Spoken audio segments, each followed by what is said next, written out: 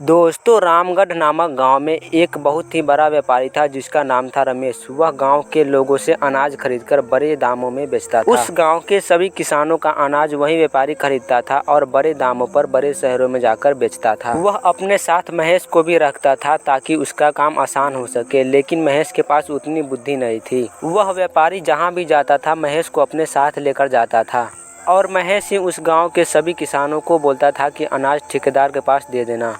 एक दिन महेश और उसका मालिक एक जंगल के रास्ते से बाजार जा रहे थे सामान लाने के लिए। कुछ दूर चलने के बाद ही बीच रास्ते में ही अंधेरा हो जाता है। दोनों ने सोचने लगता है कि अब हम लोग आगे जाएं या यहीं पर रुके।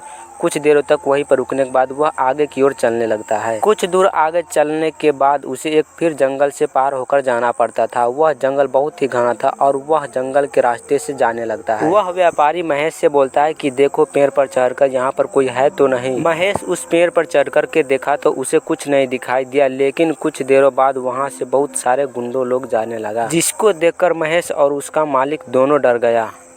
वे लोग घोड़े पर बैठ के जा ही रहा था, तभी उसकी नज़र इस दोनों पर पड़ जाता है और वो लोग यहाँ पर आकर इस दोनों को सारा सामान छीन लेता है। जिसके बाद महेश अपने मालिक के साथ खाली हाथ घर लौट चलाता है।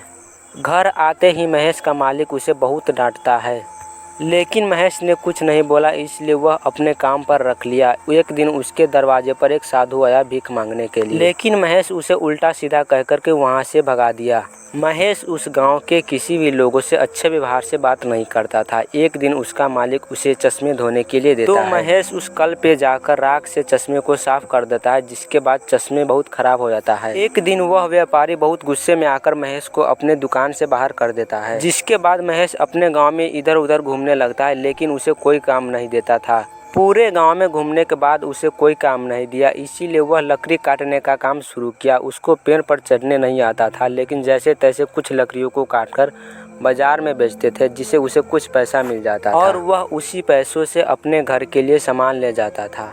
एक दिन महेश लकड़ी काटने जाता है और जिस डाल पर बैठा था उसी डाल को काटना शुरू कर देता है। तभी वहाँ पर एक साधु बाबा चले आते हैं। साधु उसे बोलता है कि तुम ऐसा मत करो, तुम गिर जाओगे, लेकिन वह उसका बात नहीं मानता है और पेड़ से गिर जाता है। इसके बाद उसकी पैर को बहुत जख्मी हो जाता है और घर चले जाता है। वह कोई काम नहीं कर सकता था, इसलिए उसकी पत्नी जाकर के काम किया करती थी।